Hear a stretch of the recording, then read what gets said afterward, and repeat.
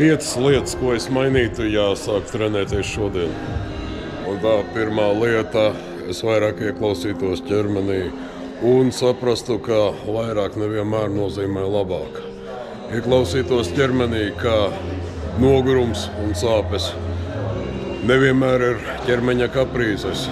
Reizēm nogurums ir pazīme tam, ka neesi atjaunojies, bet sāpes tas ir kāda apjoma vai sliktas tehnikas pazīme.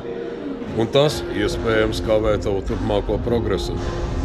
Un tā otrkārt koncentrētos uz sapratni un zināšanām, kāpēc es veicu tieši tādu vingrinājumu, kas tur tiks iesaistīts, kāda ir būtība, kāpēc es daru tieši tādā leņķī un kāds ir mērķis kopumā, ko es gribu panākt. Un tikai tad pielikt svarus, tikai tad kāpināt apjomu, kad tu saproti, ka jā, ar šo tiešām kaut kas konkrēti pietrūkst. Visādi citādi ego ir pretējā virzienā no progresa. Un tā treškārt, tās ir treniņa plāns.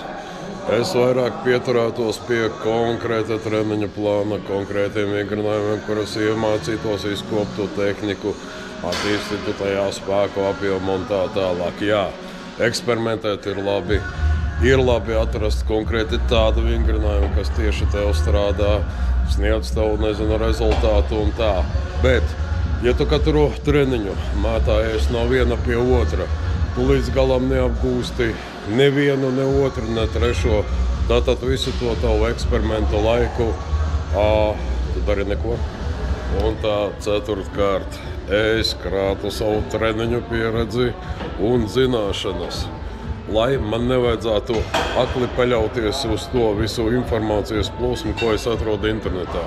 Jā, tur ir bezgalīgi daudz vērtīgu atziņu, vērtīgas pieredzes, bet tikpat daudz arī, atklāti sakot, visāda bullshita. Bet ja tev nav zināšanu, tu nevari atfiltrēt, kas ir patiesi vērtīgi, kas ir trašs, jo ir gana daudz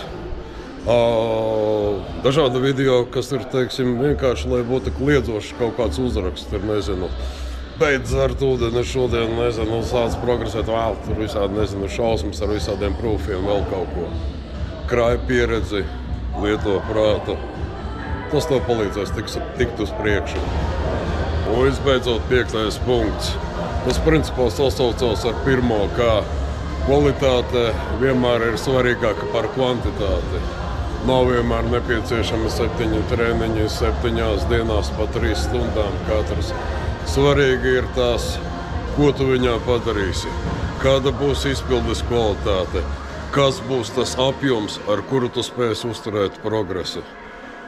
Ja tu dzīvo vienkārši zālītē kaut kādu laiku, tu esi nomocījies jau pēc pusotras stundas, tu gribi, visiem pierādīt 3 stundas. Tas nestrādā. Ko ar to tad šodien pietiks? Ja rodās kāda jautājuma, komentāri, vēl kaut kas rakstams, sazināmies, sazvanamies, vienmēr esmu pieejams. Kā attālināti tā klātienē uz šo brīdi Gym Dreiliņos. Tiekās treniņos, lai veiksmīgs treniņa progress.